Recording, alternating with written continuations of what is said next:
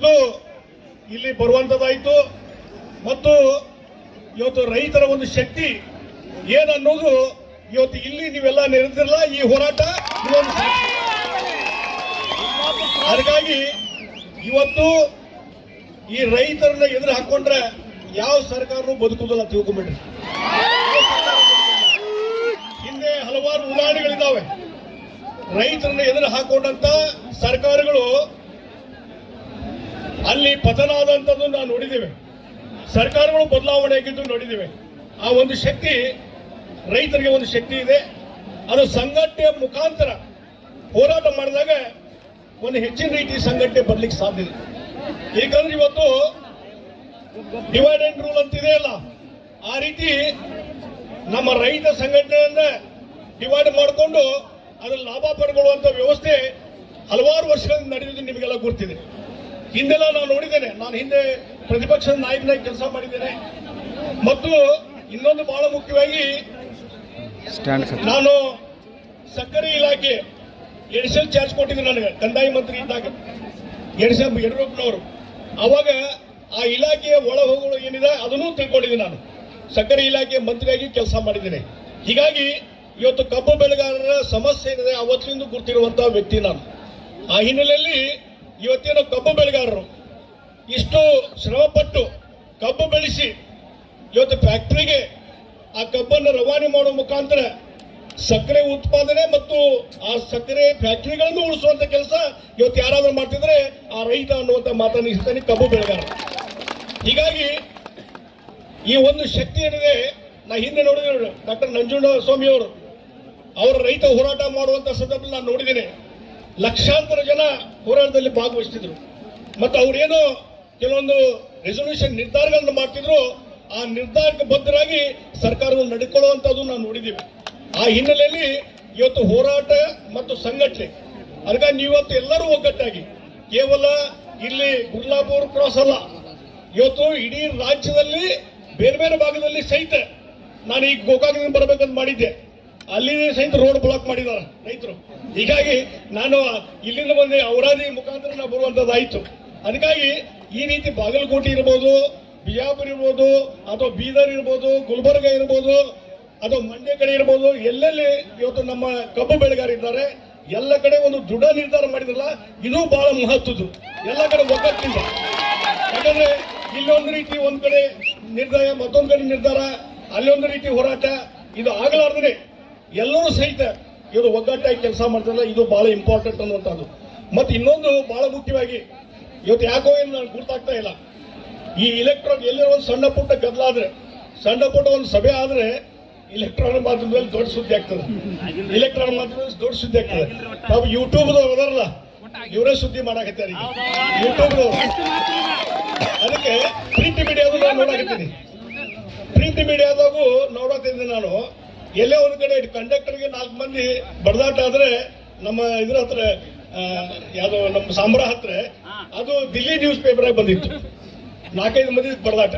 ಆದ್ರೆ ಇವತ್ತು ಲಕ್ಷಾಂತರ ಜನ ಇಲ್ಲಿ ಸೇರಿ ತಮ್ಮ ಹಕ್ಕಿನ ಸಲುವಾಗಿ ಹೋರಾಟ ಮಾಡುವಂತ ಈ ಸುದ್ದಿಗಳು ಇವತ್ತು ಬೆಳಗಾವಿನೂ ದಾಟೋದಿಲ್ಲ, ಹುಬ್ಳಿ ಧಾರವಾಡ ಇರ್ಬೋದು, ಬೆಂಗಳೂರು ಇಲ್ಲ, ಎಲ್ಲ ಕಡೆ ಇಲ್ಲ. ನಾನು ನೋಡ್ತೀನಿ ಬೆಳಗಿಂದ ಒಂದೆರಡು ಇವತ್ತು ಇಂಗ್ಲಿಷ್ ಪತ್ರಿಕೆಯಲ್ಲಿ ಬಂದದ ನಿನ್ನೆ ಮೊನ್ನೆ, ಆದ್ರೆ ಕನ್ನಡ ಪತ್ರಿಕೆಯಲ್ಲಿ ಬರಲಿಲ್ಲ.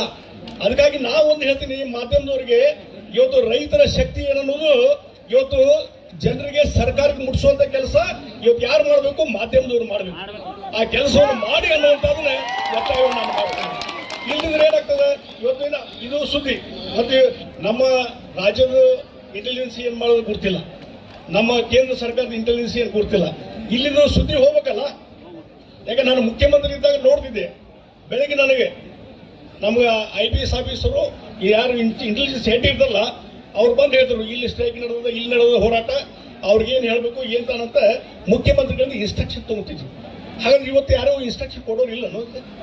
ಇಷ್ಟು ಲಕ್ಷಾಂತರ ಜನ ಇವತ್ತು ಇಲ್ಲಿ ಬೀದಿಗೆ ಬಿದ್ದು ಹೋರಾಟ ಮಾಡಾಕತ್ತಾರ.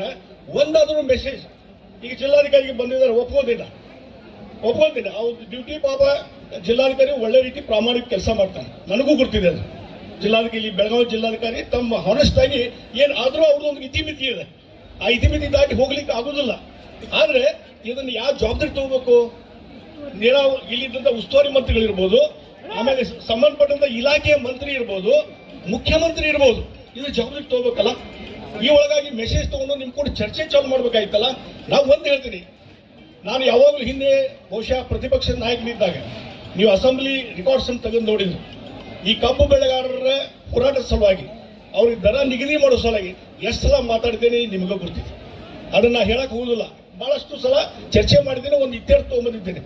ಅಷ್ಟೇ ಅಲ್ಲ, ಸಕ್ಕರೆ ಮಂತ್ರಿ ಇದ್ದಾಗ ಒಂದು ಈ ರೀತಿ ನೀವು ದರ ನಿಗದಿ ಮಾಡಿ ಅಂತ ಹೋರಾಟ ನಿಂತಿದ್ರಿ, ಬೀದಿಗಳಿದ್ರಿ. ಆ ಸಂದರ್ಭದಲ್ಲಿ ನಾನು ಏನ್ ಮಾಡ್ತಿದ್ದೆ, ಸಕ್ಕರೆ ಮಂತ್ರಿ ಇದ್ದಾಗ ರೈತ ನಾಯಕರನ್ನು ಕರೆಸಿದೆ, ಈ ಭಾಗದ ಉತ್ತರ ಕರ್ನಾಟಕದವ್ರನ್ನು, ಮಂಡ್ಯ ಭಾಗದ ರೈತ ಮುಖಂಡರನ್ನು ಕರೆಸ್ತಿದ್ದೆ, ಒಂದು ಮೀಟಿಂಗ್ ಮಾಡ್ತಿದ್ದೆ. ಅವರ ಏನಿದೆ ಅಹವಾಲು, ಅವ್ರ ಸಮಸ್ಯೆ ಏನಿದಾವೆ, ಅವ್ರ ದರ ಎಷ್ಟಾಗಬೇಕು ಅನ್ನೋದು ಕೇಳ್ಕೊಂಡು ನಂತರ ಆ ಫ್ಯಾಕ್ಟರಿ ಮಾಲಕರನ್ನು ಕರೆಸ್ತಿದ್ದೆ. ಅವ್ರನ್ನೂ ಕರೆಸಿ ಅವ್ರ ಹೇಳಿಕೆಗಳನ್ನು ತೆಗೆದುಕೊಂಡು ಆಮೇಲೆ ಮುಂದೆ ಇಬ್ಬರನ್ನು ಕುಂದಿರಿಸಿ ಸಾಕಷ್ಟು ಸಲ ಚರ್ಚೆ ಮಾಡಿದ್ವಿ. ಪ್ರತಿ ವರ್ಷ ಚರ್ಚೆ ಮಾಡಿದ್ವಿ, ಪ್ರತಿ ಸೀಸನ್ದಲ್ಲಿ ಚರ್ಚೆ ಮಾಡಿದ್ದೀನಿ. ಮಾಡಿ ಇಬ್ಬರಿಗೆ ಒಪ್ಪಿಗೆ ಆಗುವಂತ ಒಂದು ದರವನ್ನು, ಇವಾಗ ಸರ್ಕಾರಿ ದಾಖಲೆ ತೆಗೆದು ನೋಡ್ರಿ, ಒಂದು ದರವನ್ನು ನಿಗದಿ ಮಾಡಿ ನಾನೇ ಡಿಕ್ಲೇರ್ ಮಾಡಿದ ಮೇಲೆ ಅದನ್ನ ಇಬ್ಬರು ಒಪ್ಪಿಕೊಂಡಿದ್ದು ಆ ಸಂದರ್ಭದಲ್ಲಿ ಆಗಿದೆ ಅನ್ನುವಂತ ಮಾತನ್ನು ಈ ಸಂದರ್ಭ ಹೇಳ್ತೀನಿ. ಇದರ ಜೊತೆಗೆ ಇನ್ನೊಂದು ಅವ್ರದ್ದು ರೈತರ ಬೇಡಿಕೆ ಇತ್ತು, ಏನಂದ್ರೆ ಒಂದು ರಾಜ್ಯದವ್ರು ಏನು ಮಾಡ್ತಿದ್ರು, ನಮ್ಗೆ ದರ ನಿಗದಿ ಮಾಡ್ಲಿಕ್ಕೆ ಹಾಕಿಲ್ರಿ, ಆಮೇಲೆ ಫ್ಯಾಕ್ಟರಿಗಳನ್ನ ಕರೆಸಿ ಮಾತಾಡ್ಲಿಕ್ಕೆ ಹಾಕಿಲ್ಲ ಅಂತ ಹೇಳಿ. ಅದಕ್ಕಾಗಿ ನಾನು ಮುಖ್ಯಮಂತ್ರಿ ಇದ್ದಾಗ ಒಂದು ಕಾನೂನು ಮಾಡಿದೆ, SAP ಕಾನೂನು. SAP ಕಾನೂನು ಮಾಡಿದ್ರಿಂದ ಇವತ್ತು ಕೇಂದ್ರ ಸರ್ಕಾರಕ್ಕೆ ಯಾವ ರೀತಿ ದರ ನಿಗದಿ ಮತ್ತೊಂದು ಇದೆ ಅಧಿಕಾರ, ಅದೇ ರೀತಿ ಇವತ್ತು ರಾಜ್ಯ ಸರ್ಕಾರಕ್ಕೂ ಅದೇ ಅಧಿಕಾರ ಇದೆ. ಕಾನೂನು ಮಾಡಿದ್ದೀನಿ ನಾನು, ಆದ್ರೆ ಅದನ್ನು ಉಪಯೋಗ ತೆಗೆದುಕೊಳ್ಳುವಂತ ಕೆಲಸ ರಾಜ್ಯ ಸರ್ಕಾರದಿಂದ ಆಗ್ತಾ ಇಲ್ಲ. ಅದಕ್ಕಾಗಿ ಇದನ್ನು ಕರೆದು ಮಾತಾಡುವಂಥದ್ದು, ಸಕ್ಕರೆ ಮಂತ್ರಿಗಳು ಕರೆದು ಮಾತಾಡುವಂಥದ್ದು, ಮುಖ್ಯಮಂತ್ರಿ ಕರೆದು, ಮತ್ತು ಮುಖ್ಯಮಂತ್ರಿ ಇದ್ದಾಗ ಇದೇ ರೀತಿ ಮುಖಂಡರನ್ನು ಕರೆದು, ಫ್ಯಾಕ್ಟರಿ ಮಾಲಕರನ್ನು ಕರೆದು ಇಬ್ಬರು ಸಂಭಾಳಿಸಿ ಒಂದು ದರ ನಿಗದಿ ಮಾಡುವಂತ ಕೆಲಸ ಮುಖ್ಯಮಂತ್ರಿ ಇದ್ದಾಗೂ ಮಾಡಿದ್ದೀನಿ, ತಿಳ್ಕೊಂಡ್ಬಿಟ್ಟು. ಹೀಗಾಗಿ ಈ ರೀತಿಯಾದಂತ ಅವಕಾಶ ಇದ್ದಾಗ ಇವತ್ತು ತಾವೇನು ಹಲವಾರು ವಿಚಾರಗಳನ್ನು ಹೇಳಿದ್ರಿ, ಪೂರ್ತಿ ಇವತ್ತೇನು 3500 ದರ ನಿಗದಿ ಮಾಡ್ಬೇಕಂತ ಹೇಳಿದ್ರೆ ನಿಮ್ಮ ಬೇಡಿಕೆ ನ್ಯಾಯಯುತವಾದಂತ ಬೇಡಿಕೆ ಇದೆ, ನ್ಯಾಯಯುತವಾದಂತ ಬೇಡಿಕೆ ಇದೆ. ಈ ದರವನ್ನ ಫ್ಯಾಕ್ಟರಿ ಕೊಡಲೇಬೇಕು ಅನ್ನೋಂತ ಒತ್ತಾಯವನ್ನು ಮಾಡ್ತೀನಿ. ಮತ್ತು ಇದ್ರ ಬಗ್ಗೆ ಈಗಾಗಲೇ ಕೆಲವ್ರ ಜೊತೆ ಮಾತಾಡಿದ್ದೀನಿ, ನೀವು ಹೇಳ್ದಂಗೆ. ಅದು ನೀವು ಹೇಳಿದಾಗೆ ಇನ್ನೂ ಕೆಲವ್ರ ಜೊತೆ ಮಾತಾಡ್ತೀನಿ. ಏನೋ ಒಂದು ದಾರಿ ಹುಡುಕಿ ಇವತ್ತು ರೈತರಿಗೆ ಸಮಾಧಾನ ಆಗುವಂತ ಇವತ್ತು ನ್ಯಾಯವನ್ನು ಕೊಡಿಸಲಿಕ್ಕೆ ಏನೇನು ಪ್ರಯತ್ನ ಮಾಡಬೇಕು ಮಾತಾಡ್ತೀನಿ. ಈಗಾಗಲೇ ಕೆಲವರು ಮಾತಾಡಿದರೆ ಇನ್ನೂ ಕುಂತು ಮಾತಾಡಿ ನಿಮಗೆ ಸಮಾಧಾನ ಆಗುವ ರೀತಿಯಲ್ಲಿ, ಇಬ್ಬರಿಗೂ ಸಹಿತ ಸಮಾಧಾನ ಆಗುವ ರೀತಿ ಏನಾದ್ರೂ ಒಂದು ನಿರ್ಧಾರ ಬರಲಿಕ್ಕೆ ಏನ್ ಪ್ರಯತ್ನ ಮಾಡಬೇಕು ಆ ಪ್ರಯತ್ನವನ್ನು ನಾನು ಮಾಡೇ ಮಾಡ್ತೀನಿ ಅನ್ನುವಂತ ಮಾತನ್ನು ಹೇಳ್ತೀನಿ.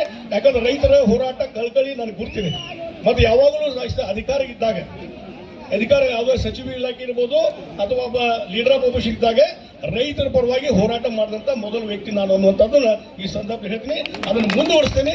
ಮತ್ತು ಇವತ್ತೇನು ಹೋರಾಟ ಮಾಡ್ತೀವಿ, ಈ ರೀತಿ ಹೋರಾಟಗಳು ಇದು ಇವತ್ತು ಒಂದಕ್ಕೆ ಇದೇ ಒಂದು ಇಶ್ಯೂ ಅಲ್ಲ, ಬೇರೆ ಬೇರೆ ಹಲವಾರು ವಿಚಾರಗಳಿದಾವೆ. ಈ ಕೇಂದ್ರ ಸರ್ಕಾರದ್ದು ಹೇಳಿದ್ರಿ, ಅದು ಇಳುವರಿನ 9.5 ಮಾಡಿ ಇದನ್ನ ಈ 10.5 ಮಾಡಿದಾರಂತ. ಅದನ್ನು ನಾನು ತಗೊಂಡ್ಬರ್ತೀನಿ, ಪಾರ್ಲಿಮೆಂಟ್ ಇಲ್ಲಿ ತಗೊಂಡ್ಬರ್ತೀನಿ, ಸನ್ಮಾನ್ಯ ಪ್ರಧಾನಮಂತ್ರಿ ಗಮನಕ್ಕೂ ಇದನ್ನು ತಗೊಂಡ್ಬರ್ತೀನಿ.